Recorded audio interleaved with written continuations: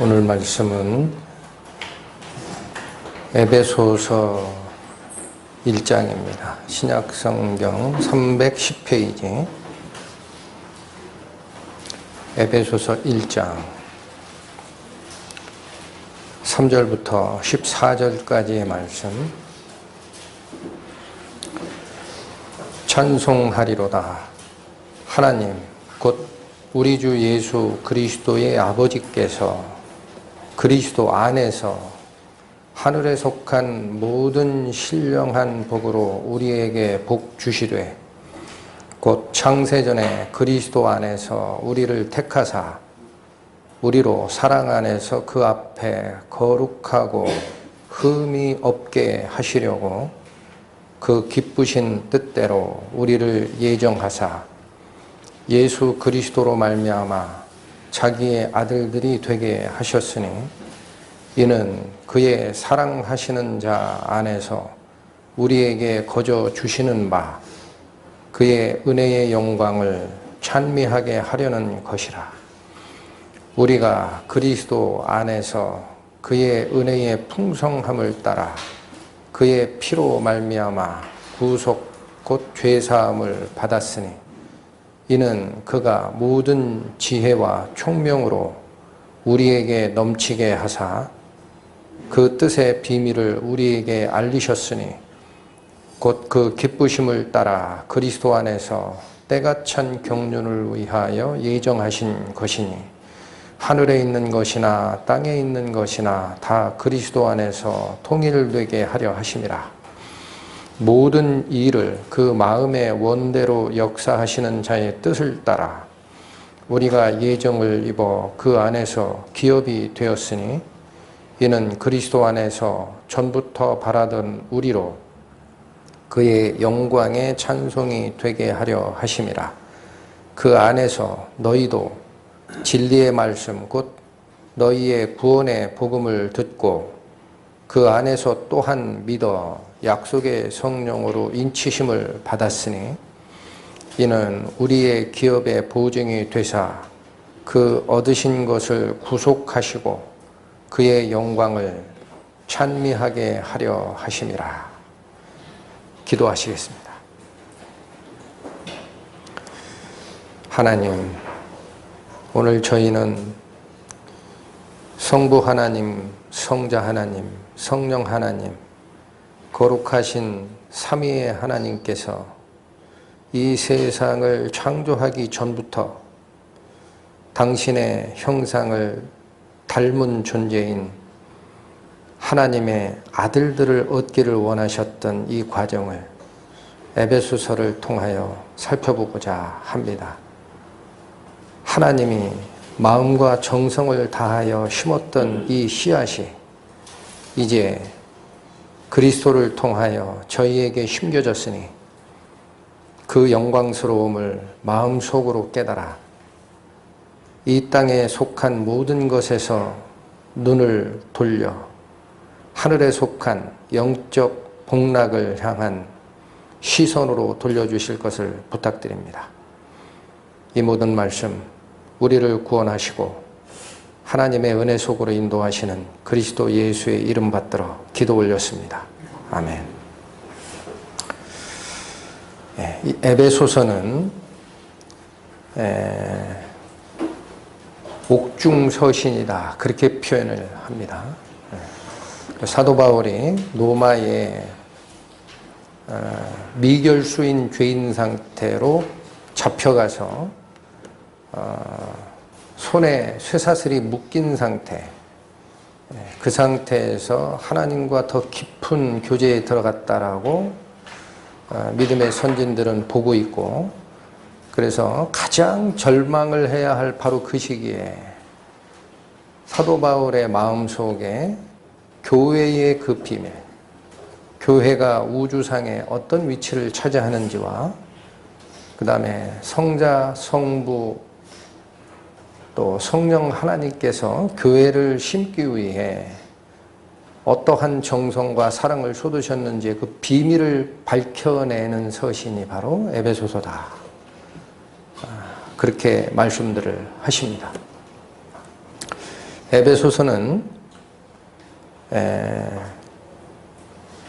본문에 읽으셨던 이 3절에서 14절이 앞에 있는 1절과 2절은 인사말이라면 3절에서 14절이 서신서를 시작하기 전에 도입부라고 설명을 하고 이 도입부가 찬양으로 시작하고 있다. 그렇게 설명을 합니다.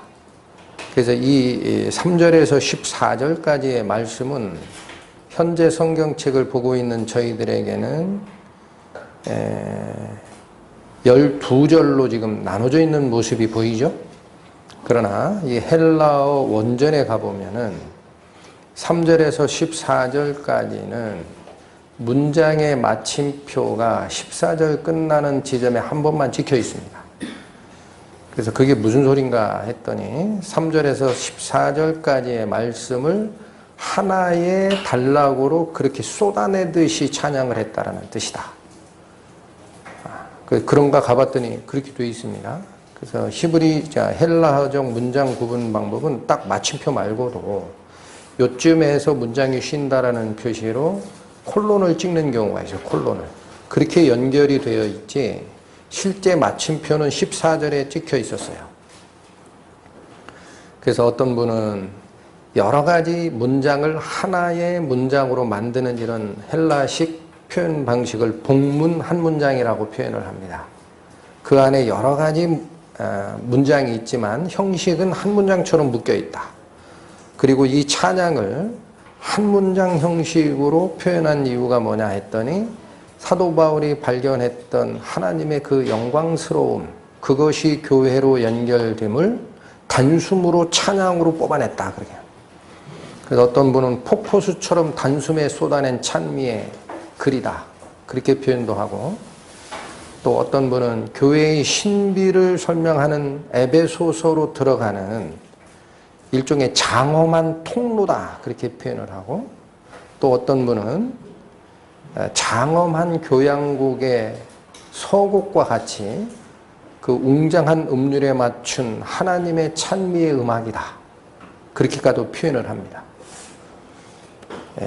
그래서 이 내용은 왜 이렇게 단숨에 쏟아내시시 하나님의 찬양으로 시작한 교회의 비밀을 설명을 했을까 봤더니 오늘 본문의 말씀의 구성이 교회를 선택하는 과정이 나와 있고 교회를 선택하는 주체가 분명히 제시가 되어 있고 또 교회를 선택하신 목적이 거기에 분명히 제시가 되어 있습니다. 그런데 그 중에서 교회를 선택하는 과정은 한 분 하나님이 지금 결정한 게 아니다 그래요. 성부 하나님의 계획과 사랑이 밑바탕에 깔려 있었다면 성자 하나님의 희생적 역사하심으로 집행이 일어났고 또 성령 하나님께서 그 일어난 일이 내 것이 안 되는 한은 나는 구원받은 자가 아닙니다. 그래서 그 비밀을 선택받은 당신의 백성의 영 속에 와서 성령의 인치심과 깨우치심으로 직접 적용하는 하나님이 성령 하나님이에요. 이 삼위 하나님의 역할이 이 짧은 문장 안에 다 들어가 있다 그래요. 그래서 성부 하나님의 선택을 드러내는 구절은 4절에서 6절까지다. 한번 읽어보겠습니다. 그 창세 전에 그리스도 안에서 우리를 택하사 우리로 사랑 안에서 그 앞에 거룩하고 흠이 없게 하시려고 그 기쁘신 뜻대로 우리를 예정하사 예수 그리스도로 말미암아 자기의 아들들이 되게 하셨으니 이는 그의 사랑하시는 자 안에서 우리에게 거저 주시는 바 그의 은혜의 영광을 찬미케 하려는 것이라. 4절, 5절, 6절은 성부 하나님, 그리스도의 아버지라고 표현하는 그 성부 하나님께서 이런 계획을 세우셨다라는 표현을 분명히 하시고 계신 문장입니다. 그 다음에 그리스도께서 이 일을 어떻게 집행하셨느냐. 이 내용이 7절에서 12절까지의 명시가 되어 있다. 그렇게 표현을 합니다. 다시 읽겠습니다. 7절, 우리가 그리스도 안에서 그의 은혜의 풍성함을 따라 그의 피로 말미암아 구속 곧 죄사함을 받았으니 이는 그가 모든 지혜와 총명으로 우리에게 넘치게 하사 그의 뜻의 비밀을 우리에게 알리셨으니 곧 그 기쁘심을 따라 그리스도 안에서 때가 찬 경륜을 위해 예정하셨던 것이고 하늘에 있는 것이나 땅에 있는 것이 다 그리스도 안에서 통일되게 하려는 것이고 11절 모든 일을 그 마음의 원대로 역사하시는 자의 뜻을 따라 우리가 예정을 입어 그 안에서 기업이 되었는데 이는 그리스도 안에서 전부터 바라던 우리로 그의 영광의 찬송이 되게 하려 하심이라. 성부 하나님께서 교회를 선택하는 계획과 섭리를 완성하신 6절에도 그의 은혜의 영광을 찬미케 하려고 교회를 예정하셨다라는 표현이 나와 있고 성자 하나님께서 자기 일을 끝내시는 이 12절 끝에도 똑같이 그의 영광이 찬송을 받게 하려 하심이라 그렇게 되어 있습니다. 그 다음에 성령 하나님이 하시는 역할이 13, 14절에 있습니다. 13절부터 다시 봅니다. 그 안에서 너희도 진리의 말씀 곧 너희의 구원의 복음을 듣고 그 안에서 또한 믿어 약속의 성령으로 인치심을 받았으니 우리 익히 알고 있는 사실이지만 그리스도께서 집행하신 그 사실을 머리로 아는 것은 나에게 아무 의미가 없어요. 그리스도께서 집행하셨던 그 구원의 사역이 성령의 인치심으로 내 영에 와서 불도장이 찍히듯이 딱 찍히는 그 사실이 있는 자만 하나님의 아들입니다. 그 얘기를 13절에 하신 것이고 14절 마감합니다. 이는 왜 이렇게 했느냐? 우리의 기업의 보증이 되사 그 얻으신 것을 구속하시고 그의 영광을 찬미하게 하려 하심이라.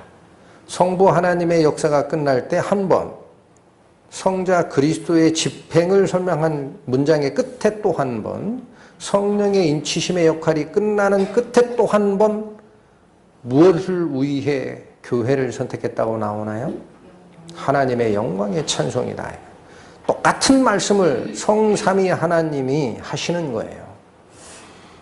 그래서 이사야서 제 기억에 6장인가 가보면 이사야 선지자가 하늘에 계신 하나님의 보좌의 형상을 바라보고 그 앞에 부복을 할 때에 하나님 옆에 날개 6가지 달려있는 그 거룩한 천사 세라핌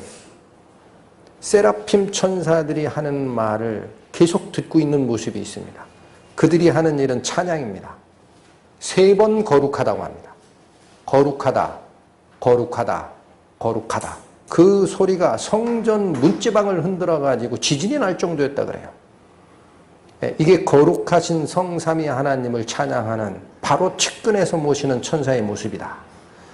교회가 바로 그 영광을 선포하기 위해서 성부 하나님의 입을 통해 성자 그리스도의 집행을 통해 성령의 인치심을 통해 하나님의 영광을 찬양하기 위해 너희를 선택했노라.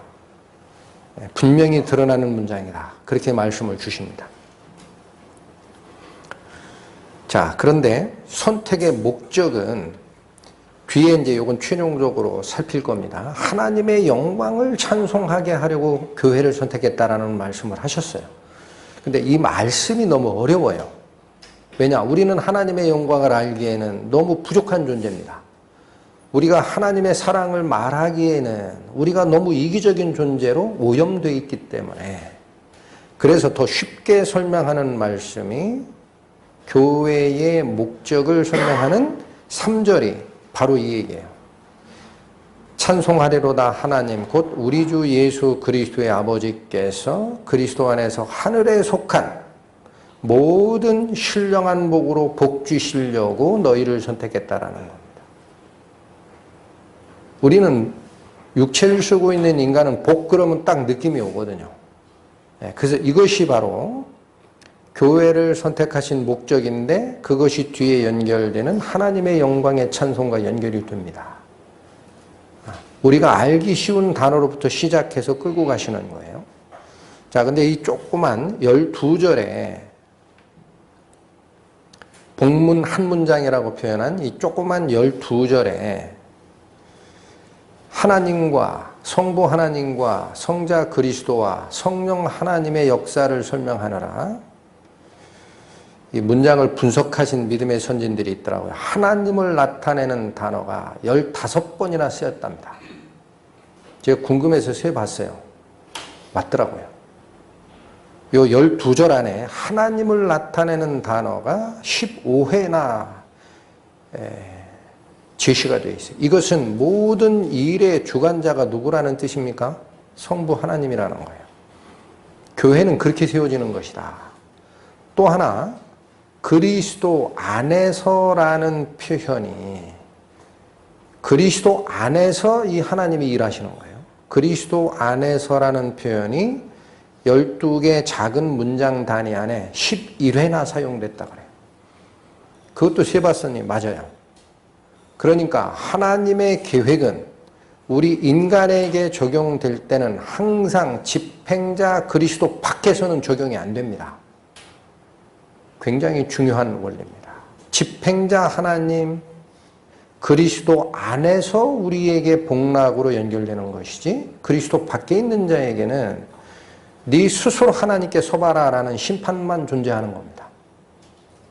이 굉장히 짧은 이 문장 안에 바로 계획자 하나님이 15번, 집행자 그리스도 안으로 들어와야 된다라는 표현이 11번이나 사용되고 있다. 그게 교회를 의미하는 교회의 선택과 영광을 설명하는 이 문장의 핵심이다. 그렇게 설명들을 하십니다. 자, 이제는 본문을 구체적으로 좀 살펴보겠습니다. 3절 가십니다. 찬송하리로다. 하나님, 곧 우리 주 예수 그리스도의 아버지께서 그리스도 안에서 하늘에 속한 모든 신령한 복으로 우리에게 복 주시되. 무슨 말씀이 나오나요? 하나님이 주시고자 하는 복이 거기에 언급이 되어 있는데 첫 번째, 하늘에 속한 복이라고 합니다. 그리고 그것은 신령한 복이다 그래요. 우리말에는 신령한 그렇게 번역이 되어 있는데 원래 뜻은 영적인 복이다라는 뜻입니다. 영적인 복, 뭐 물질적인 복이 아니다라는 거예요. 그리고 이 말씀에 하늘에 속한이라는 이 단어, 헬라어의 표현이 하나님 말씀을 쭉 연구했던 믿음의 선진들이 분석한 바에 의하면 사도 바울의 다른 서신서에는 사용되지 않는 표현이라고 해요. 사도 바울의 서신서 중에 유일하게 에베소서에만 이 표현이 쓰인답니다. 그만큼 교회의 예정과 교회에 부여된 영광은 하늘에 속한 건 거예요. 그런데 이 에베소서에 하늘에 속한이라는 하늘에 있는이라는 이 단어가 5번이 사용이 된다 그래요. 지금 3절에 한 번 사용이 되어 있습니다. 그리고 나머지 4회가 에베소서에 또 사용이 되는데 그걸 믿음의 선진들은 다시 상고를 하셨더라고요. 그러면서 뭐를 강조하느냐? 구원받은 우리, 하나님의 영적 복을 받기 위해 택함을 받은 우리는 땅에 있는 복을 향하여 눈을 돌리는 자가 아니다 그래요. 왜냐? 5번이 사용된 그 하늘이라는 그 위치나 장소는 이 세상을 뜻하는 적이 한 번도 없었다. 살핍니다. 1장 20절, 이건 찾지 마십시오. 제가 읽어드리겠습니다. 그 능력이 그리스도 안에서 역사하사 죽은 자들 가운데서 다시 살리시고 하늘에서 자기의 오른편에 앉히셨다라는 표현이 있어요. 이 말씀은 우리의 죄를 담당하시려고 독생자 그리스도께서 돌아가셨잖아요. 그런데 그 돌아가신 게 끝이 아니고 하나님의 생명의 능력으로 그리스도 속에 역사하셨던 성령의 힘에 의해 죽은 자들 가운데서 다시 부활하셔서 하나님 우편에 앉히셨다라는 표현을 쓰신 겁니다. 그럼 이 하늘은 물리적 하늘이 아니죠. 하나님이 계시는 그 하늘입니다. 영적 세계의 장소를 의미하는 그곳입니다. 근데 그리스도만 거기에 앉히신 게 아닙니다. 이어지는 2장 5절에서 6절을 보시면 허물로 죽은 우리를 그리스도와 함께 살리셨고 너희가 은혜로 구원을 얻은 것이라. 또 함께 일으키사 그리스도 예수 안에서 함께 하늘에 앉히시니라는 말씀이 있습니다. 그러니까 선택받은 우리 성도들은 똑같이 그리스도 안에 포함되어 하나님 우편에 앉히는 자의 반열에 들어가는 겁니다. 이것도 마찬가지 물리적인 하늘 아닙니다. 하나님이 계시는 바로 그 장소를 또한 얘기하고 있고 3장 10절에 가보시면 이는 이제 교회로 말미암아 하늘에서 정사와 권세들에게 하나님의 각종 지혜를 알게 하려 하심이라. 이 표현에 하늘이라는 말이 나와요. 네, 우리말에는 하늘에서라고 되어 있는데 원래적 의미는 하늘의 처소에 있는이라는 뜻입니다. 그러니까 우리 교회는 전에 한번 설명드린 적이 있어요. 이 교회는 하늘의 처소에 있는 존재 중에 정사와 권세들에게 하나님의 가르침을 주기 위한 역사의 표본 대상으로 제시되는 겁니다. 여기 하늘의 처소에 있는 정사와 권세들이라는 것은요, 어떤 형용사가 아니라 명사예요, 명사.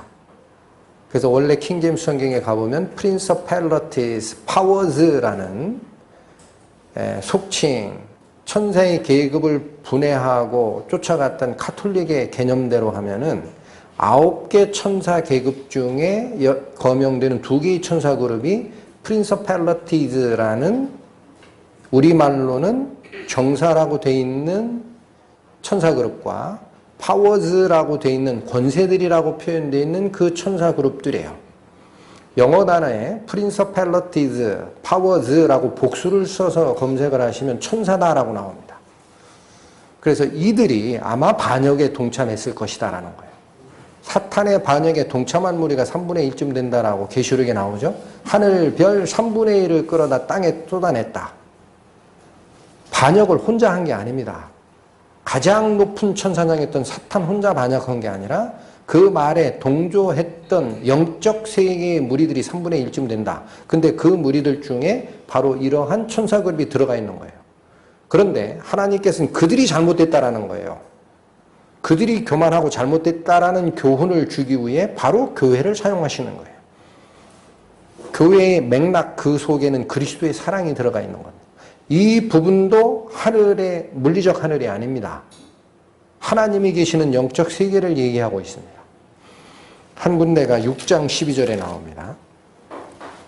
우리의 씨름은 혈과 육에 대한 것이 아니요 정사와 권세와, 여기 똑같이 나오죠. 여기 말하는 전사와 권세라는 것은 우리 인간 세상에서 얘기하는 정치 권력을 얘기하는 게 아닙니다. 여기도 똑같이 Principalities, Powers라는 복수가 쓰였어요. 우리 성경에는 뭐라고 되어 있어요? 그냥 단수처럼 보이죠? 그렇지 않습니다. 그래서 다시 읽겠습니다. 우리의 씨름은 혈과 육에 대한 것이 아니요 정사와 권세와 이 어둠의 세상 주관자들과 하늘에 있는 악한 영들에 대함이라. 이제 교회가 완성된 다음에 우리가 어떤 싸움을 싸워야 되는지를 설명하시면서 역시 영적 싸움이다라는 말씀을 할 때 하늘에 있는 이라는 표현이 쓰입니다. 하늘에 있는 악한 영들에 대한 싸움임을 잊지 말라. 그러니까 오늘 본문으로 돌아오셔서 에베소서 1장 3절에서 14절에 교회를 선택하는 과정을 설명하시는 맨 처음 도입부 3절에 뭐라고 얘기한 거냐? 그리스도의 아버지 되시는 하나님께서 우리에게 어떤 복을 허락하셨다? 하늘에 속한 복, 영적인 복을 주시고자 교회를 선택하셨다라는 겁니다. 그러니까 교회는 마땅히 시선을 어디에 두고 쫓아가야 되는 무리들인가요? 세상에 눈을 돌리면 안 되는 존재입니다. 이런 것을 대충 세상의 복락도 맛 좀 보려고 얘기하면서 아니다. 우리 성도들은 세상도 바꿔가야 되는 존재다라고 주장하고 해방신학이 나오고 또 구복적 신학이 나오고 하는 겁니다. 성경은 그렇게 말씀하신 적이 없어요. 너희는 구별된 자라 그래요. 세상에서 나의 부름을 받은 자니 이렇게 표현합니다. 그러니까 우리가 쫓아가야 될 복락의 근본적 종류가 여기서 분명히 눈에 보이셔야 됩니다. 성경은 이런 말씀을 하십니다. 베드로전서 신약 379페이지.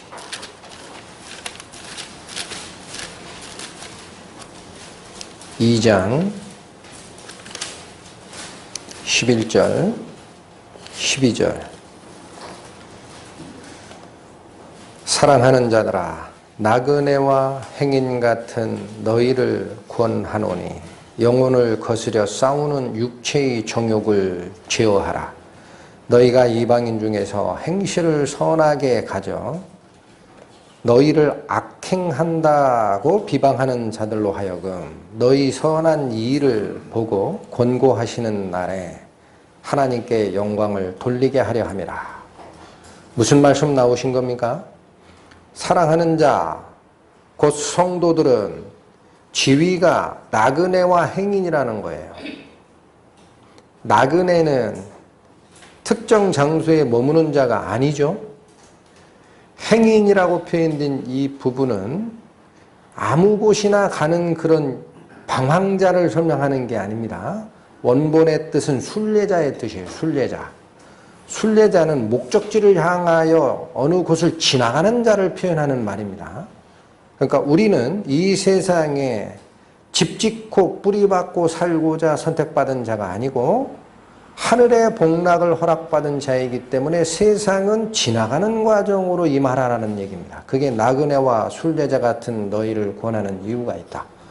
그런데 뭐라고 그래요? 영혼을 거스려 싸우는 육체의 정욕을 제어하라.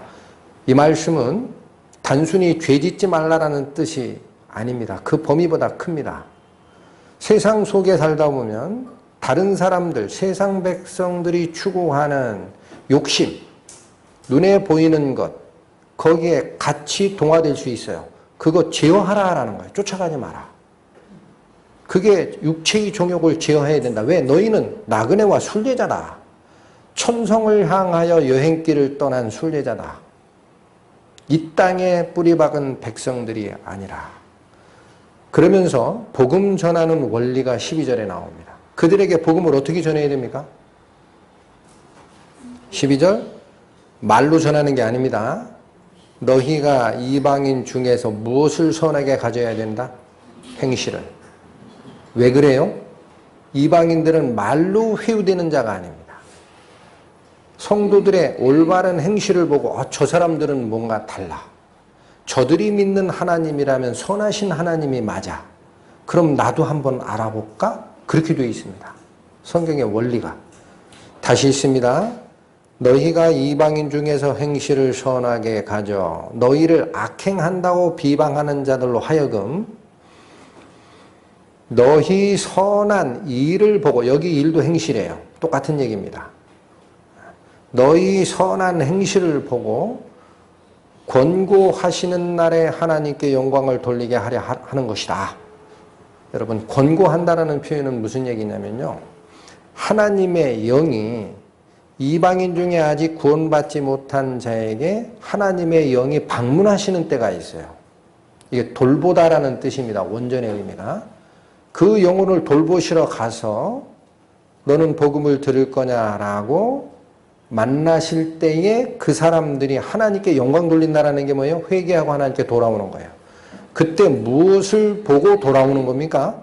우리의 말을 보고 그들이 돌아오는 게 아닙니다. 여기 뭐라고 되어 있습니까? 너희의 선한 행실을 보고 하나님께서 그 영혼을 방문하시는 때에 하나님께 영광 돌리고 회개할 수 있다는 거예요. 그러니까 복음을 전하는 원천은 입이 아닙니다. 말이 아닙니다. 행함입니다.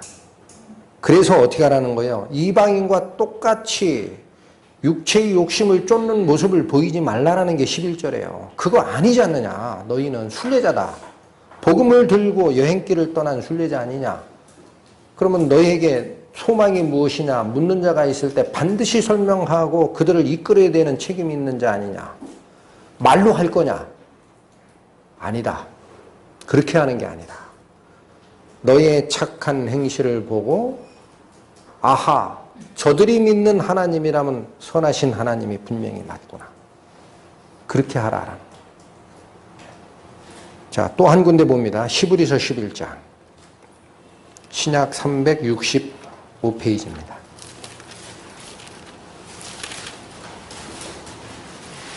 히브리서 11장 16절의 말씀.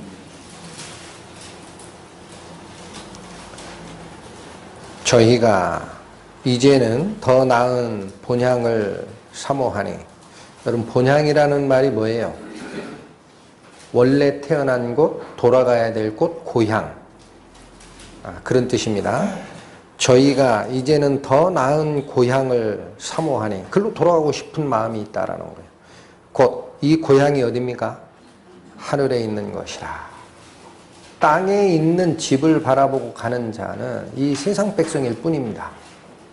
이어집니다. 그러므로, 자, 잠깐만요. 요 앞에 있는 더 나은 고향, 하늘에 있는 고향을 바라보고 가는 자다라는 표현이 방금 전에 살피셨던 베드로전서 2장에 사랑하는 자들아 나그네와 행인 같은 너희를 권하노니라는 말씀과 같은 겁니다. 이 세상은 순례길을 통과하는 과정일 뿐 우리의 정착력이 아닌 거예요. 이어집니다. 그러므로 고향을 하늘로 바라보고 가는 자이므로, 그런 뜻이에요. 하나님이, 잘 보십시오.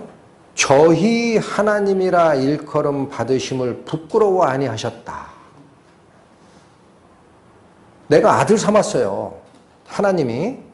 그런데 이 아들 삼아놓은 이들이 저 세상 속에서 정욕과 욕심을 따라 썩어져 갈 것을 추구하던 자인데 마음을 돌려 하늘을 향하지를 않고 여전히 썩은 음식, 썩은 욕심, 세상이 주는 오락, 즐거움을 쫓아간다면 하나님이 그 아들을 부끄러워하겠어요? 부끄러워하지 않게 하겠어요?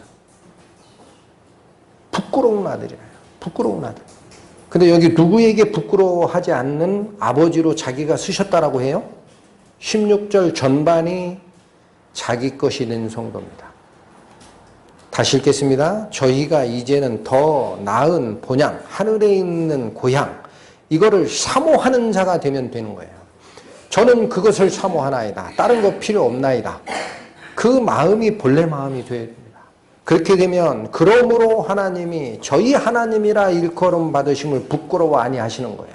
자랑스러운 내 아들이다. 네가 비록 지금은 모양이 거지 같고 비록 내가 입고 있는 옷이 남루하고 네가 먹고 있는 양식이 부족할지라도 너는 내 아들이다. 그래서 뭘 준비하십니까? 이어집니다. 저희를 위하여 한 성을 예비하셨느니라. 어느 성을 예비하셨습니까? 하늘에서 내려오는 새 예루살렘 성이 우리에게 준비되어 있는 성이에요. 하나님이 그들을 부끄러워하지 아니하시고 대신 거처를 이미 만들어 놓으셨습니다. 영광스러운 새 예루살렘을 향하여 가는 자. 이 세상에서는 하나님의 복음을 전하고 목적지인 하늘나라를 향하여 가는 순례자, 이것이 구원받은 자의 본래 지위이고 정체성입니다. 그러니 하늘에 속한 복이라는 말씀이 얼마나 우리에게 중요한 가르침을 주시는 겁니다. 땅에 있는 걸 생각지 말라.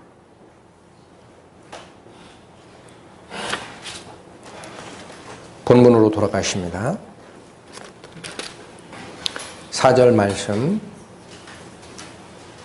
자, 이제 아까 말씀드렸던 성부 하나님과 성자 하나님과 성령 하나님이 바로 그 하나님이 계획하셨던 하늘에 속한 복을 주는 그 내용을 다시 상설하시는 거예요. 자세하게 풀어내십니다. 4절 보십니다. 뭐냐 이거예요. 그 하늘에 속한 복이 곧, 이 곧이라는 단어가 나오면은 등호입니다. 이퀄, 등호. 하늘에 속한 복, 영적인 복이 뭔지 궁금하지? 바로 이거야 라는 거예요.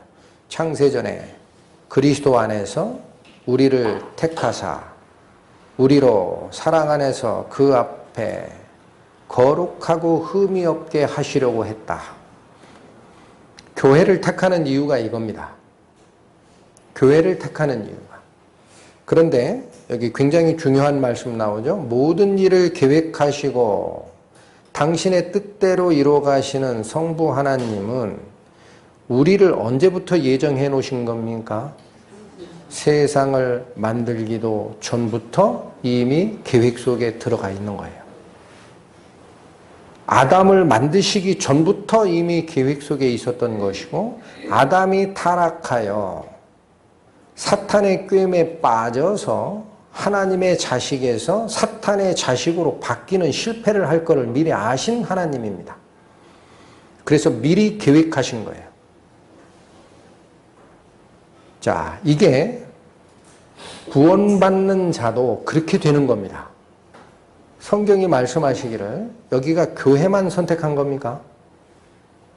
우리라고 복수가 돼 있으니까 교회를 선택한 거야. 이거는 하나님이 그렇게 얘기하고 범위를 제한하는 분들이 많아요. 성경이 정말 그렇게 얘기하시느냐? 성경을 찾아봅니다. 요한복음 6장, 신약성경 153페이지.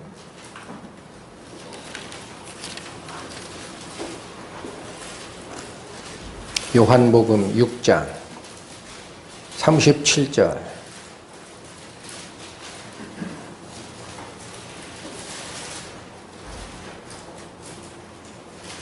아버지께서 내게 주시는 자는 다 내게로 올 것이요 내게 오는 자는 내가 결코 내어 쫓지 아니하리라. 예수님께서 하신 말씀입니다. 아버지가 누굽니까? 성부 하나님.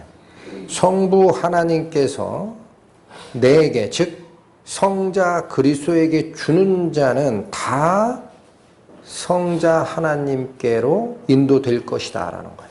그리고 성자 하나님은 그렇게 하나님이 선택해서 보내주는 그 영혼들을 절대로 내쫓는 일이 없다. 누가 선택하시는 겁니까? 성부 하나님께서. 44절 마저 봅니다. 44절. 나를 보내신 아버지께서 이끌지 아니하면 아무라도 내게 올 수 없으니 오는 그를 내가 마지막 날에 다시 살릴 것이다. 여기서 말하는 아버지께서 이끌지 아니하면 아무라도 내게 올 수 없다라는 게 교회를 얘기하는 겁니까? 교회입니까? 하나의 영혼들입니까?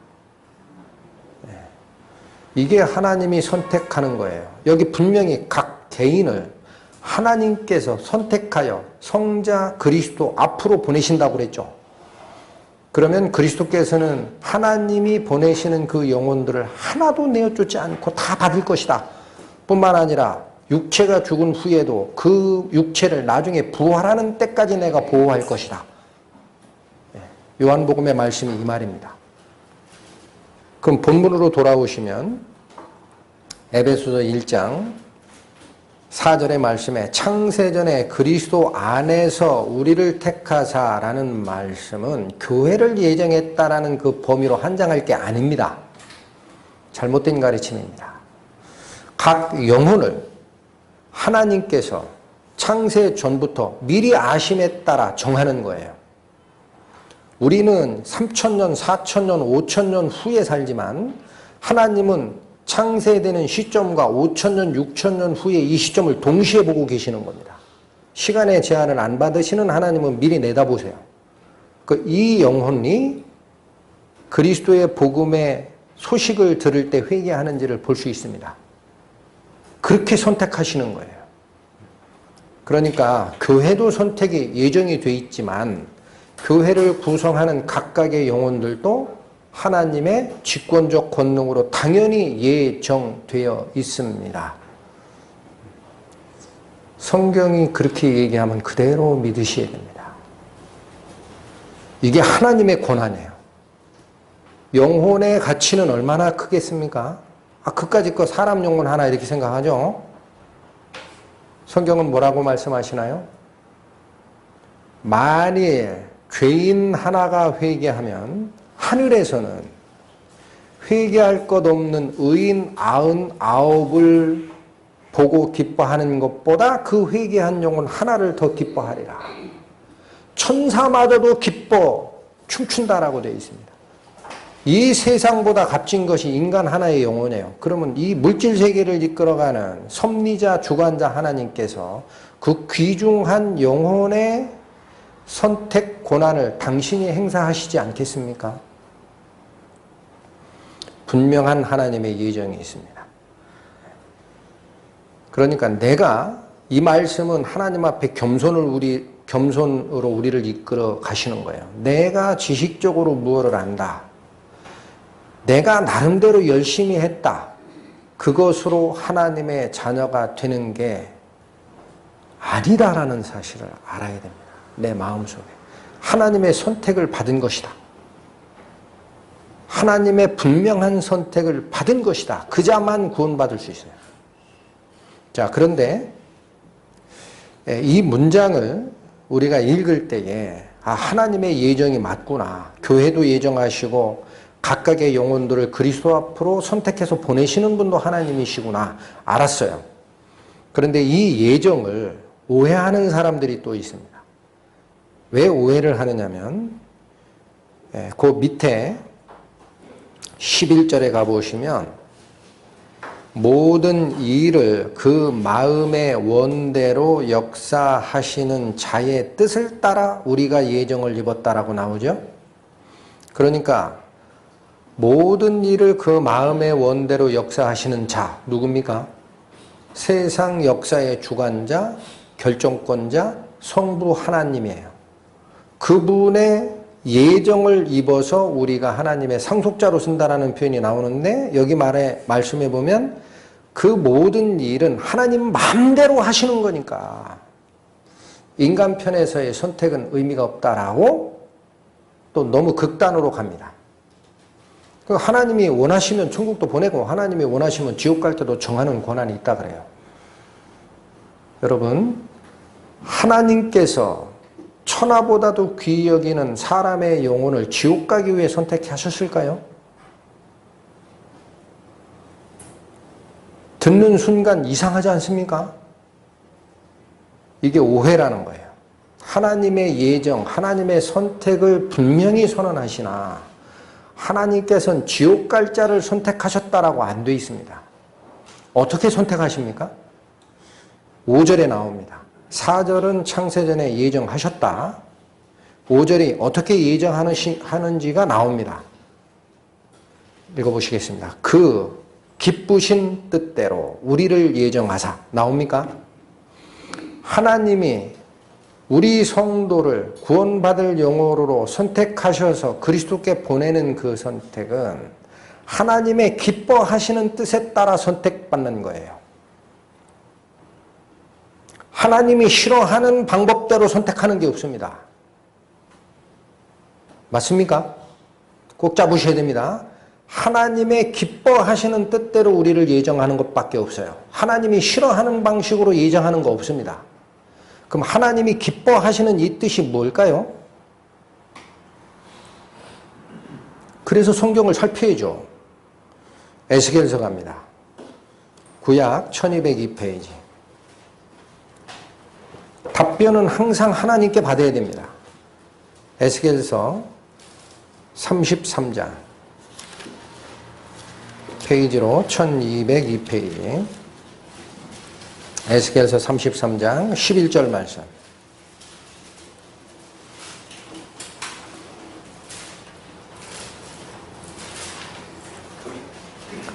주 여호와의 말씀에, 자, 여기 천지를 창조하시고 그 모든 역사를 주관하시고 결정하는 하나님이 그 성함이 여기 언급이 되어 있습니다. 주 여호와의 말씀에 나의 삶을 두고 맹세하노니. 하나님이 어떻게 하고 계세요?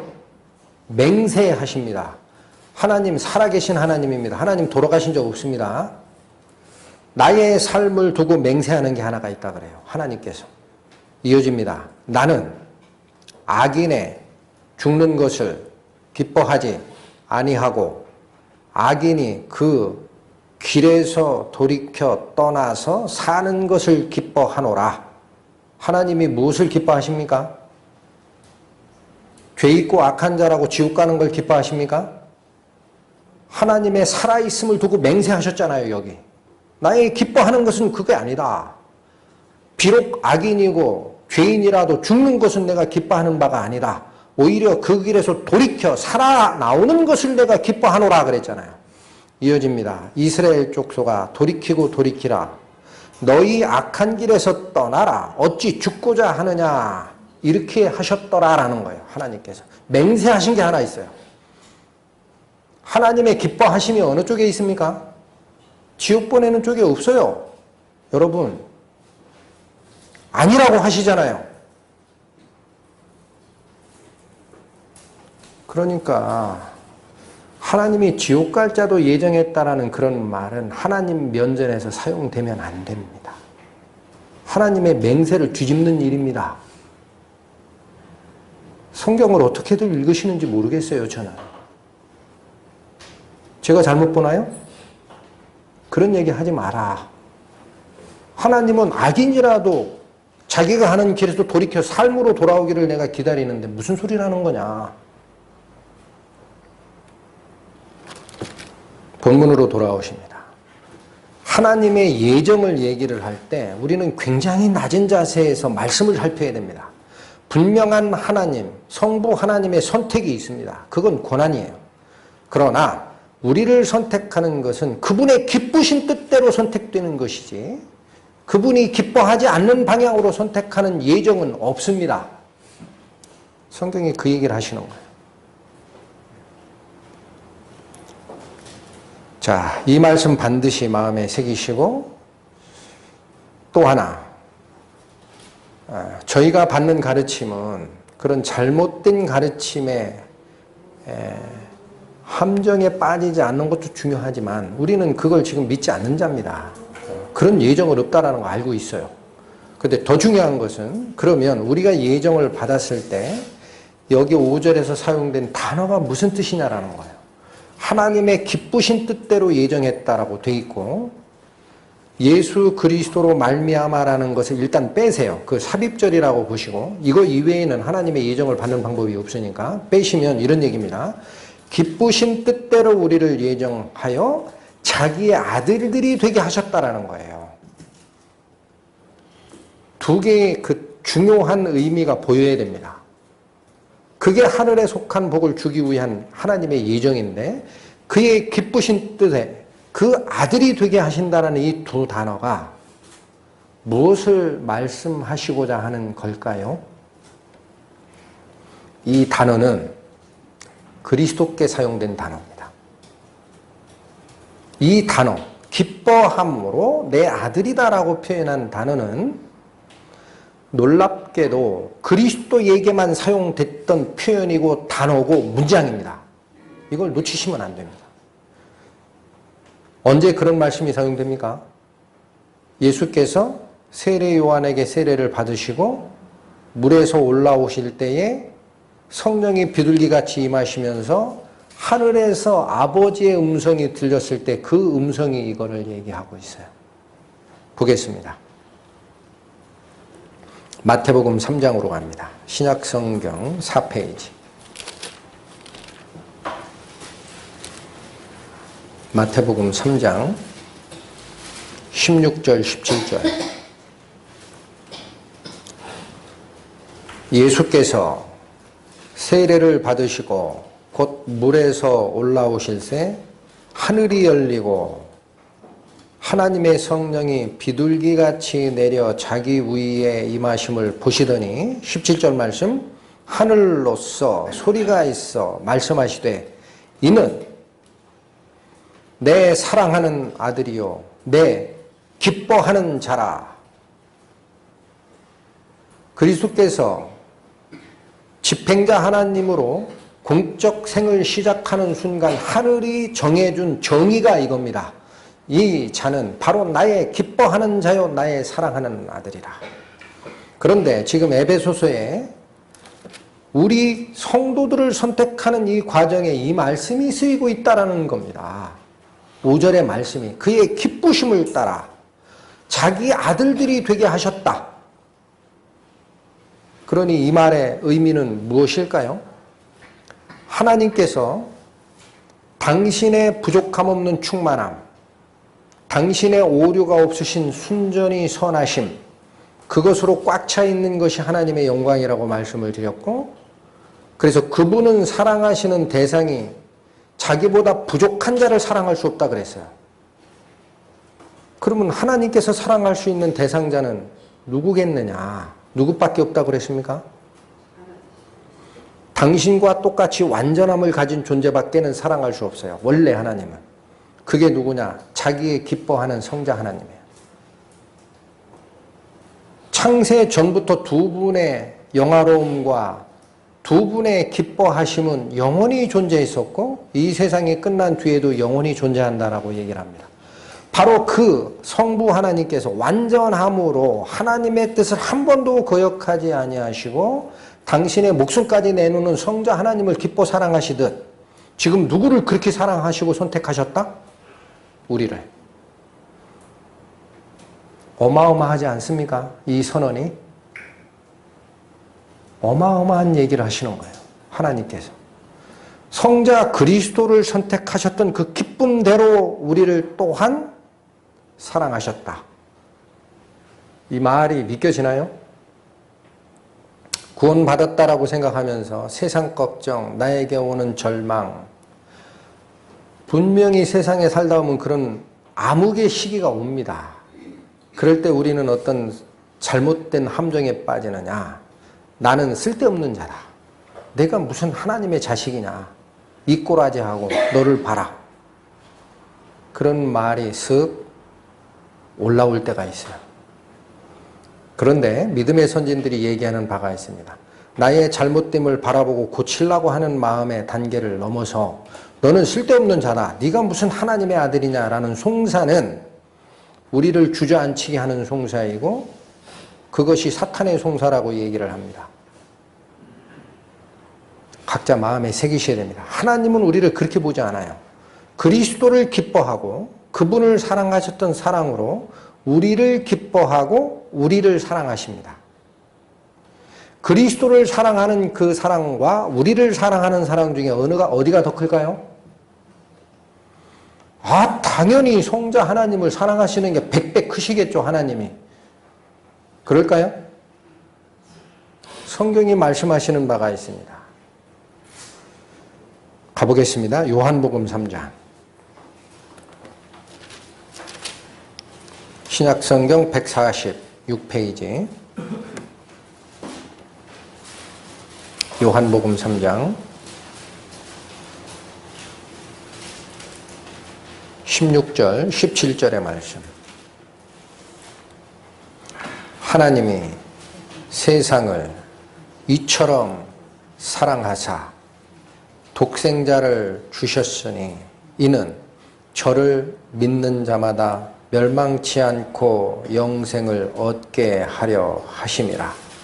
하나님이 그 아들을 세상에 보내신 것은 세상을 심판하려 하심이 아니요 저로 말미암아 세상이 구원을 받게 하려 하심이라. 하나님이 우리를 어떻게 사랑하셨습니까? 당신의 기뻐하는 자, 당신의 독생자, 나의 사랑하는 아들이라 라고 칭하셨던 성자 하나님을 네가 가서 대신 죽어라 라고 할 정도로 세상을 사랑하신 겁니다. 맞바꾸신 거예요, 한마디로. 방법이 없다. 네가 가서 대신 죽어라. 이사야서에 뭐라고 나와요?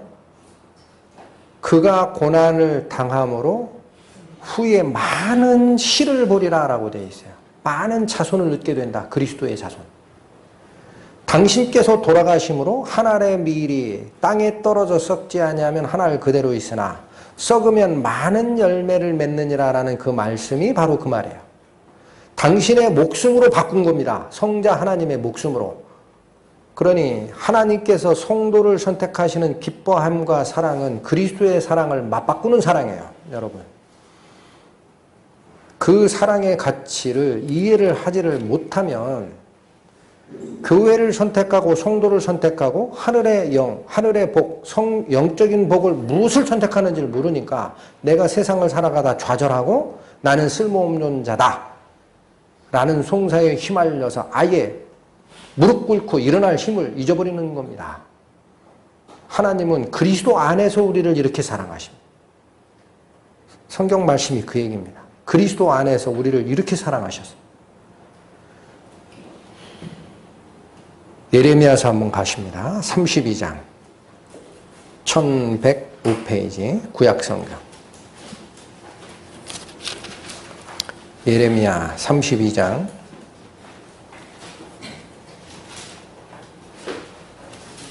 40절 41절 말씀. 하나님이 계획하시고 성자 하나님이 집행하고 성령으로 인치시는 우리 구원받는 성도들의 영혼의 가치에 대해서 하나님이 어떤 마음으로 임하셨는지가 나옵니다. 예레미야 32장 40절 41절 내가 그들에게 복을 주기 위하여. 자, 여기 복 나오죠? 오늘 본문의 말씀 하늘에 속한 복, 영적인 복 연결됩니다. 내가 그들에게 복을 주기 위하여 그들을 떠나지 아니하리라 하는 영원한 언약을 그들에게 세우고 나를 경외함을 그들의 마음에 두어 나를 떠나지 않게 하고 내가 기쁨으로 그들에게 복을 주되. 에베소서에서 얘기하는 말씀과 단어가 어때요? 신기할 정도로 같죠? 나의 기뻐하는 자라 아들이 되게 해주마. 하늘에 속한 복, 신령한 복. 이어집니다. 41절 다시 볼게요. 내가 기쁨으로 그들에게 복을 주되 정령히 나의 마음과 정신을 다하여 그들을 이 땅에 심으리라. 하나님이 우리를 구원하시는 구원의 역사와 집행과 우리를 도우심은 바로 이 마음으로 하신 겁니다. 하나님이 나의 마음과 정신을 다하여 심겠다. 그래서 물질 세계를 창조하실 때는 당신의 입으로 얘기하셨다 그래요. 가라사대, 가라사대, 가라사대. 그러나 영의 세계를 창조하실 때는 당신의 독생자의 생명으로 창조하셨다라고 합니다. 그게 당신의 마음을 다하고 정신을 다하여 심은 하나님의 사랑의 역사 아니겠습니까? 그러니 이제 우리에게 요구하시는 바가 뭡니까? 너는 마음을 다하여 뜻을 다하여 목숨을 다하여 너희 하나님을 사랑하라. 내가 먼저 너희를 그렇게 사랑하였다. 알고 있지? 본문으로 돌아오십니다. 자, 4절 말씀이 그 뒤에 반복되는 내용들의 핵심이에요. 4절 다시 봅니다. 곧 창세전에 그리스도 안에서 우리를 택하사. 뒤에 나옵니다. 왜 택했는지가 더 구체화됩니다. 하늘에 속한 복이 이거예요. 우리로 사랑 안에서 그 앞에 거룩하고 흠이 없게 하시려고 선택하는 거예요. 자, 이 사랑이라는 말이 무조건적으로 용서하는 것이 아니다라는 말씀 지난주에 나갔습니다. 사랑은 두 종류가 있다 그랬어요. 인간 편에서 하는 사랑의 종류가 있다. 나의 부족함을 채우기 위해 내가 갖지 않은 다른 속성을 가진 자를 내가 취하고자 하는 사랑의 속성, 그걸 에로스적 사랑이라 그렇게 했어요. 인간은 이런 사랑밖에 없어요. 결혼할 때도 그래서 어떤 마음으로 결혼한다고 합니까? 내가 저 자매를 아내로 얻으면 내 부족한 걸 보충해 주겠지. 나를 좀 도와주고. 내가 도울 생각은 없어요. 연애하다가 자기 마음에 약간 아닌데 왜 저런 성격이 있지? 하다가도 그자에게서 내가 좋은 것을 취하겠다는 이 마음에 붙어 있으면은 천사로 보인대요. 천사일 거야. 결혼하면 천사입니까? 아닙니까? 더 드러나죠? 이게 사람의 마음이라는 거예요. 내가 쟁취하고 싶은 사랑. 그러나 하나님 편의 사랑은 뭐라 그랬습니까?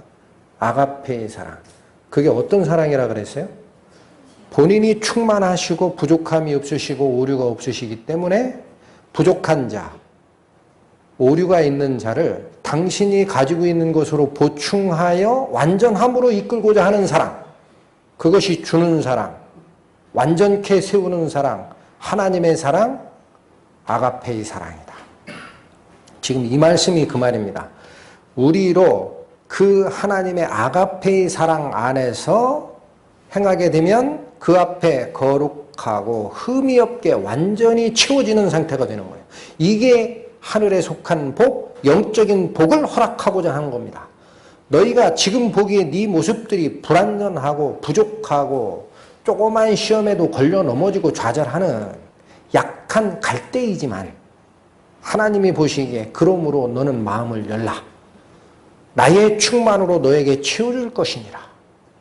그러기 위해 내가 너를 내 아들로 삼았다. 이게 복의 핵심인 거예요. 이것이 사랑 안에 완전해지는 하나님의 사랑입니다. 그걸 원하시는 게 하나님의 사랑이에요. 그러니까 기쁜 마음으로 그 아들들이 되게 선택을 하시고 완전함으로 채우시기를 원하셨다라는 이 말씀이 하나님의 구원의 논리를 그렇게 정연하게 설명했던 로마서에 가보면은요, 우리를 구원하시고 아들 삼아주는 이 일은 독생자 그리스도를 닮은 작은 예수를 만들고 싶었다라는 얘기예요. 어마어마한 얘기를 하십니다. 완전하고 오류가 없고 하나님의 뜻을 완전히 실행하시는 그 독생자 그리스도, 그 예수의 작은 예수들, 우리는 그렇게 되기 위해서 선택을 받았다라고 합니다. 그런 말이 있나요? 못 보고 지나간 것 같은데 가봅니다. 로마서 8장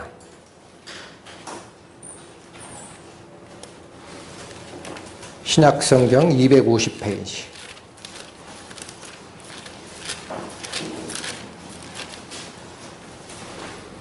로마서 8장 29절에서 30절 말씀. 하나님이 미리 아신 자들로, 자, 여기 미리 아신다라는 게 있죠. 이걸 예지라고 표현합니다. 미리 내다보시는 전능하신 능력이 있으세요. 그 아들의 형상을 본받게 하기 위해, 여기서 얘기하는 그 아들은 단수입니다. 누굽니까? 그리스도입니다. 독생자.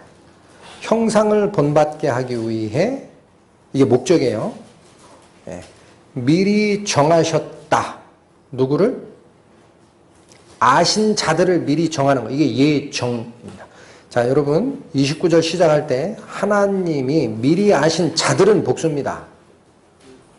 하나님께서 미리 아신 자들이 있어요. 근데 그 자들을 미리 예정하시는데 중간에 들어간 것이 그 아들, 단수 아들, 예수 그리스도의 형상을 본받게 하려고 예정하는 거란 얘기예요. 이어집니다. 이는 왜 이렇게 하느냐? 이는 그로, 즉 여기도 단수예요. 그는, 이게 예수입니다. 이는 독생자로 많은 형제 중에 맏아들이 되게 하려 하심이라. 이제 드러납니까? 그리스도는 맏아들이셨고 그리스도의 피로 그리스도의 형상을 닮은 나의 기뻐하는 자나 나의 사랑하는 아들이라 라는 반열에 우리가 들어가면서 그리스도의 형상을 닮은 많은 아들들을 만드시고자 했다라는 거예요.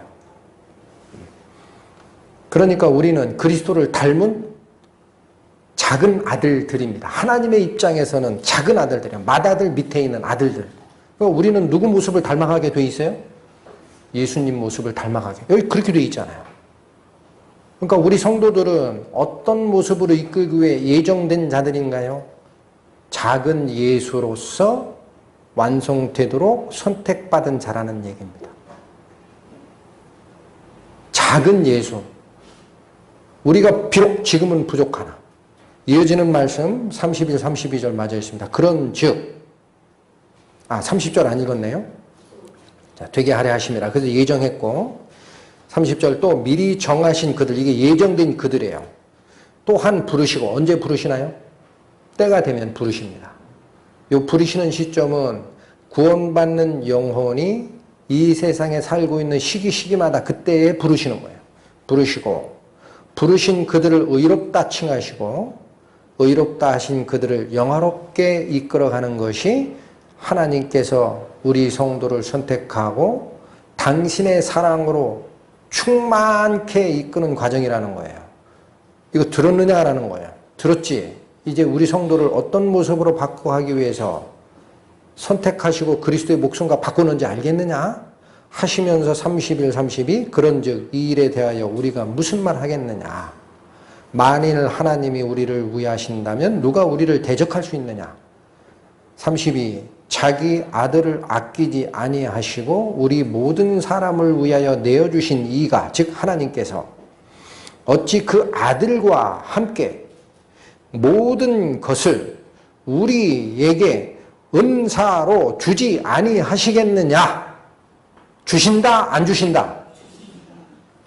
아들 목숨까지 줬는데 너희가 그리스도 예수의 형상을 본받기 위해 필요한 것들이 있다라는 거예요. 하늘의 복, 영적인 복. 그거 아깝다고 내가 안 줄 하나님이냐?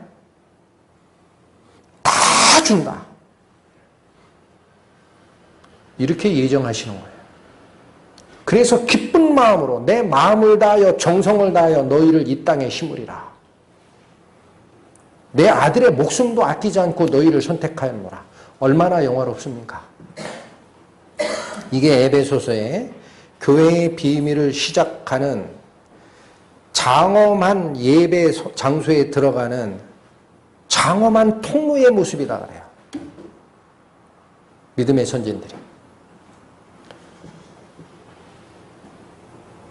자, 우리는 이런 생각을 또 할 수 있어요. 그 예정하셨죠. 완전함으로 이끄시겠죠. 그러나 우리가 잘못하면 우리가 열심히 하려고 했는데 내 몸이 약하고 내 마음의 의지가 약하고 부족해서 중간에 걸러지고 넘어지고 죄도 짓고 하면 하나님이 혹시 저거는 자격 미달이니까 다시 내칠 거야 그러시겠느냐. 즉 하나님의 예정이 그렇게 마음을 다하여 정성을 다하여 땅에 심겠다라고 하신 약속대로 우리에게 왔는데 중간에 버리시는 일이 있느냐. 하나님 말씀으로 갑니다. 이사야 49장. 이사야 49장 13, 15절 1028페이지.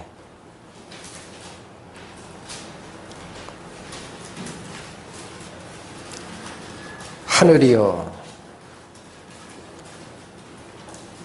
노래하라.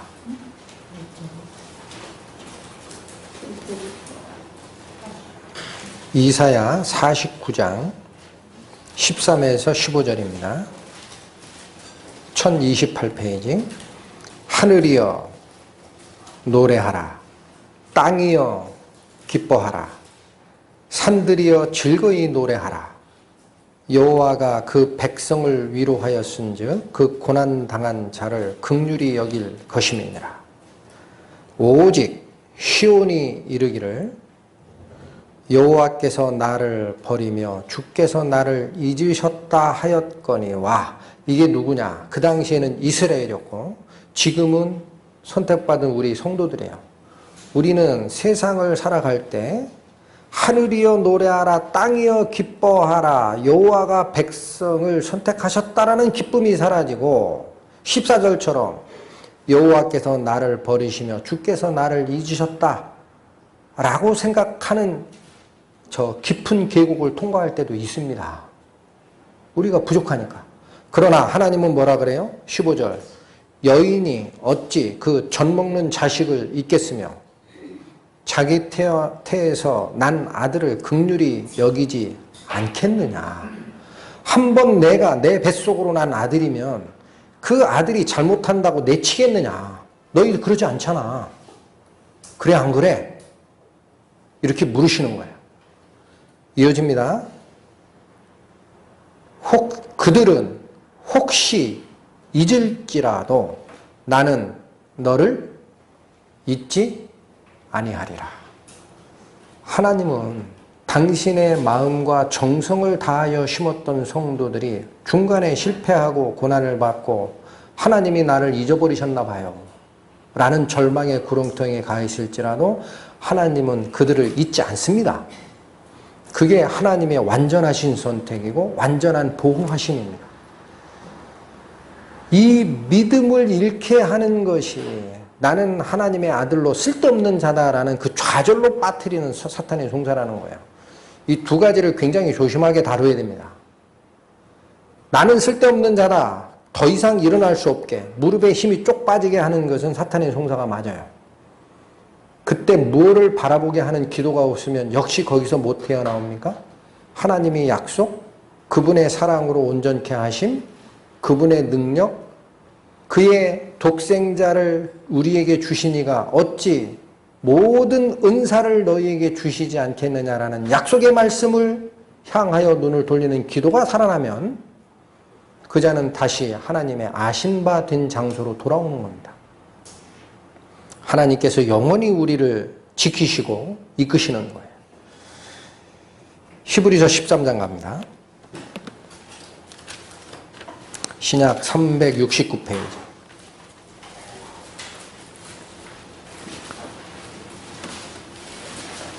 히브리서 13장 5절 말씀. 자, 이제 우리는 조금 더 구체적인 가르침 속으로 들어갑니다. 하나님께서 마음과 정성을 다하여 우리를 심으셨고 너희가 난 아이를 그 어머니가 잊지 않듯이 혹시 그들은 잊을지라도 나는 너희를 잊지 아니할 것이다 라는 그 약속의 말씀을 들었지 않느냐라는 거예요. 그러면서 히브리서 13장 5절은 그러므로 우리의 자세를 설명합니다. 읽겠습니다. 돈을 사랑치 말고 있는 바를 족한 줄로 알라. 이게 무슨 말일까요, 갑자기? 우리가 바라볼 것은 하늘에 속한 복, 영적인 복, 그러므로 그들을 내가 그들의 하나님이라는 말씀을 부끄러워하지 아니하시고 하나님께서 한 성을 예비해 놓으셨다라는 그걸 보고 가는 자. 그들은 눈을 어디에 돌리면 안 됩니까? 땅을 향하여 돌리지 말라라는 거예요. 다시 읽습니다. 돈을 사랑치 말고 있는 바를 족한 줄로 알라. 그가 왜 이렇게 얘기하냐면 하나님께서 친히 말씀하시기를 내가 과연 너희를 버리지 아니하고 과연 너희를 떠나지 아니하리라 하셨느니라. 하나님의 약속을 알고 있지 않냐. 하나님께서 주시고자 하는 하늘의 복락, 하나님께서 약속하신 영적인 복, 하나님께서 너희에게 채워주시고자 하는 완전하심, 그분의 사랑으로 채워짐을 받기를 원하시는 그 은사를 향한 너희의 기도, 마음, 그걸 너희가 갖고 있으란 얘기예요.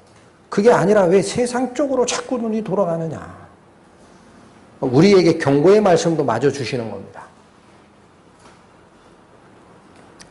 본문으로 다시 돌아오십니다.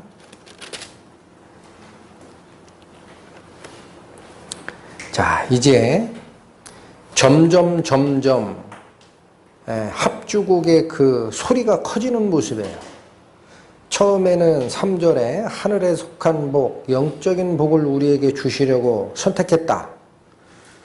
그 다음에 5절에 보면은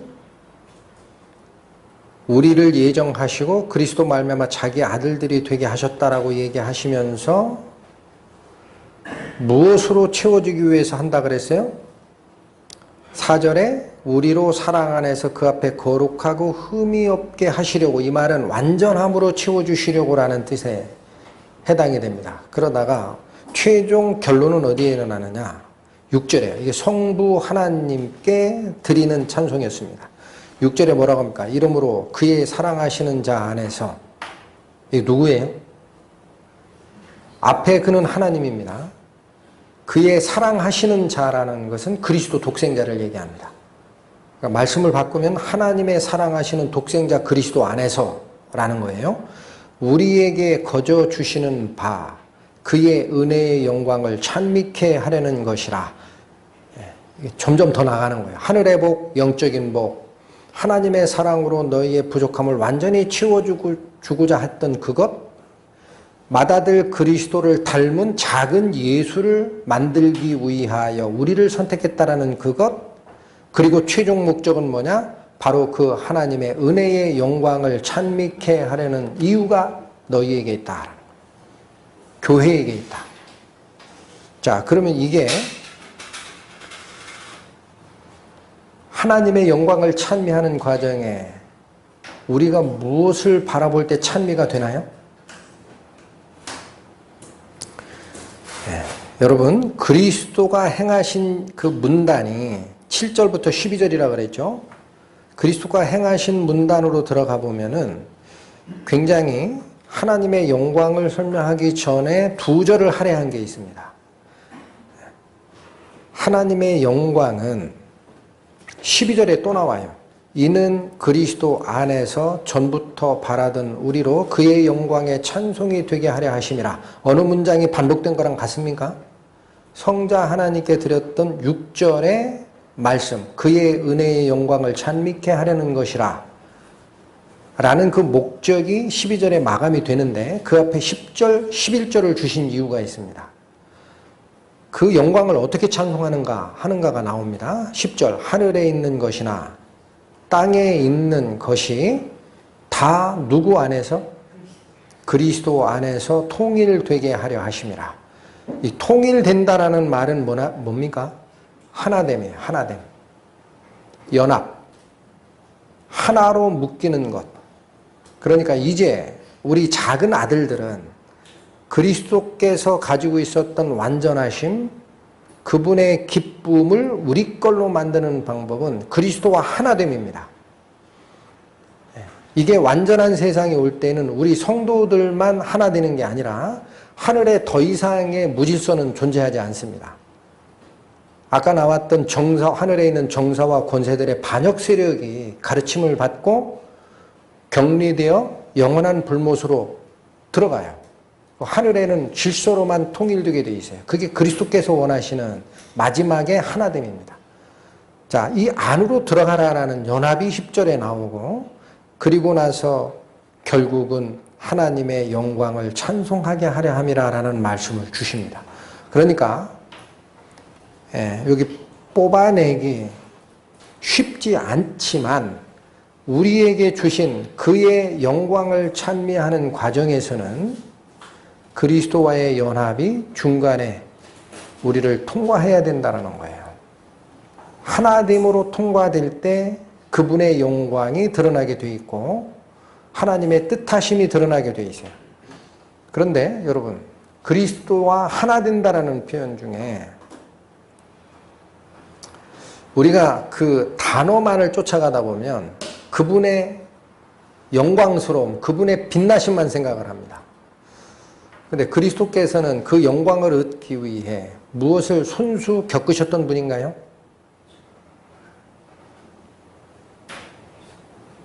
무엇을 손수 겪으셨어요?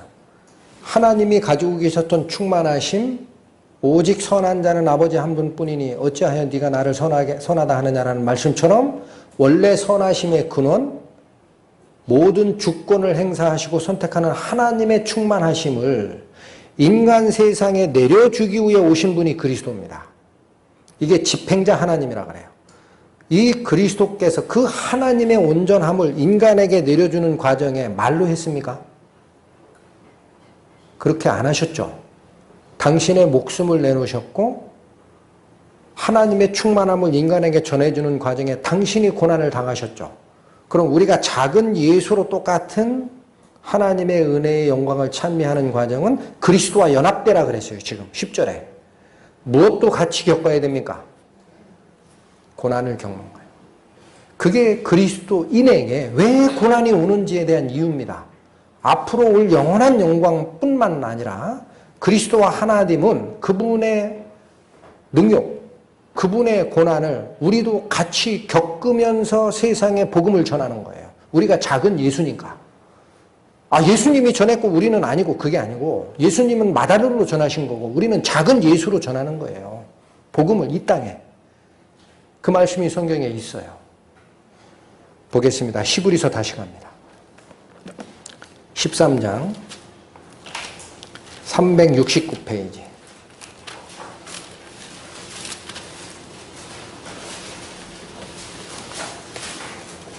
12절에서 15절.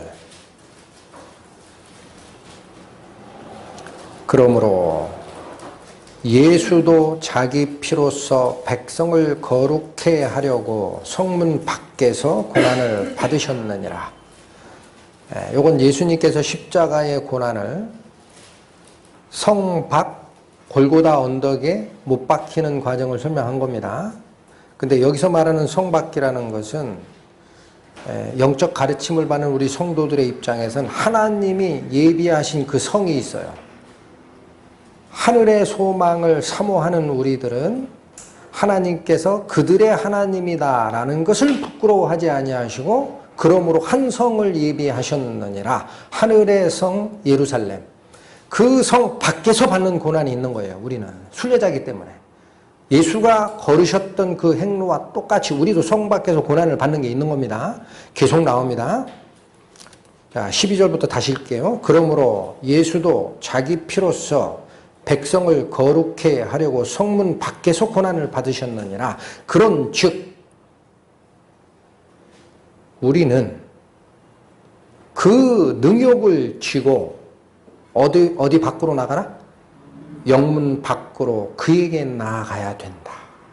우리도 똑같은 고난이 있는 거예요. 하나님의 충만함으로 복음을 전하는 순례자의 과정은 작은 예수로 사는 과정입니다. 우리는 똑같이 복락만 넣는 게 아니라 그 과정에 예수 그리스도께서 하셨던 그 행로를 쫓아 우리도 영욕을 쥐고 영문 밖, 진영 밖으로 나가는 거예요. 그게 세상이에요.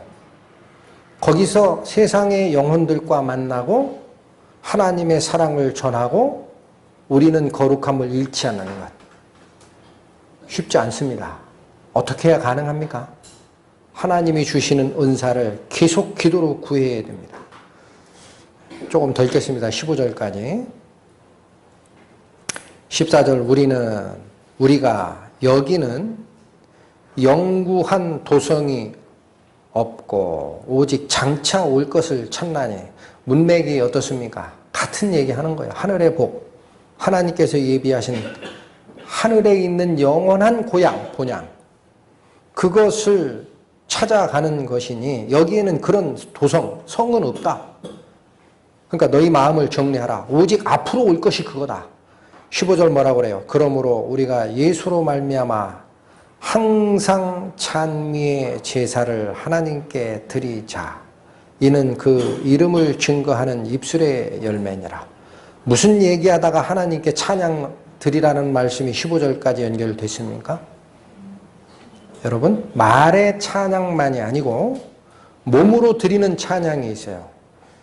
그게 13절입니다. 그런즉 예수가 이러한 고난을 성문 밖에서 받으셨듯 우리도 그 능욕을 쥐고 영문 밖으로 나가서 예수와 함께 길을 가자. 그게 몸으로 드리는 영광의 찬양이에요. 성경이 뭐라고 얘기하십니까? 너희는 너희 몸을 영적 산 제물로 드리라. 이것이 너희가 드릴 영적 제사니라. 몸을 드리라는 게 뭐예요? 여기 피 흘리는 몸을 제물처럼 잘라드리라는 게 아닙니다. 내가 행하는 모든 행함, 내가 세상 속에 살고 있는 모든 삶을 통해 하나님을 예배하라는 얘기예요. 한 군데 더 봅니다. 골로새서.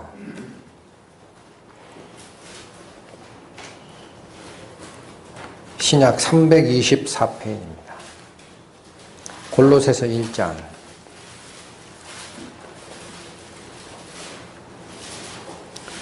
24절에서 27절까지.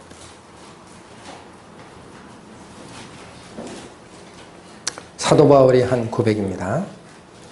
내가 이제 너희를 위하여 받는 괴로움을 기뻐하고 그리스도의 남은 고난을 그의 몸된 교회를 위하여 내 육체에 채우노라. 사도 바울이 이런 마음으로 사신 분입니다. 작은 예수. 이어집니다. 내가 교회 일꾼이 된 것은 하나님이 너희를 위하여 내게 주신 경륜을 따라. 이 경륜은 섭리예요, 섭리. 이 사도 바울 같은 분들은 하나님의 선택, 직권적 선택을 통해 사도 바울을 통해 이루고자 하셨던 하나님의 섭리가 있습니다. 그 경륜을 따라 하나님의 말씀을 이루려 합니다. 26. 이 비밀은 만세와 만대로부터 오므로 감추었던 것인데 이 비밀이 무슨 비밀일까요? 에베소서가 밝히고자 하는 것은 교회를 선택한 비밀이었어요. 나오죠? 네.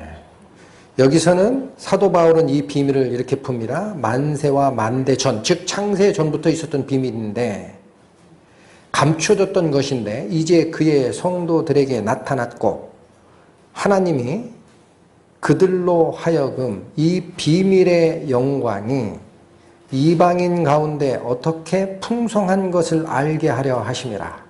이 비밀은 너희 안에 계신 그리스도니 곧 영광의 소망이니라. 우리가 하나님의 영광을 찬양하기 위해 택함을 받았다라고 에베소서 1장에 말씀하시고 계신 그 하나님의 영광이 뭐냐? 그리스도가 하나님의 영광이에요. 원래가. 그리스도와 연합되는 것이 교회의 영광입니다. 그래서 그리스도는 몸된 교회의 머리다 그래요. 또한 뭐라고 표현합니까? 이러므로 남자가 장성하여 부모를 떠나 그 아내와 합하여 한 몸을 이룰지라. 내가 그리스도와 교회에 대하여 말하노라. 한 몸을 이루는 연합. 그게 바로 하나님께서 우리에게 주시고자 하였던 그리스도의 영화로 교회가 영화롭게 되는 통합, 연합입니다. 여기 그 비밀이 뭐라고 얘기해요? 여기서는 그리스도라고 하잖아요. 그러니까 우리가 그 똑같은 능력을 지고 영문 밖에 나아가 그리스도께 나아가라 라는 말씀의 의미가 그리스도께서 하나님이 주신 역사를 당신의 몸으로 고난을 겪으면서 세상에 전파하셨듯 우리 성도들도 작은 예수로 그 능력을 같이 지고 순례길을 행하는 이 세상 나그네 길에 똑같이 전하면서 고난받는 것이 그리스도의 영광에 동참하는 일이고 그분의 완전함을 내 몸소 깨우치고 버릴 것은 버리고 충만함으로 채우는 신앙생활의 본질이라는 거예요.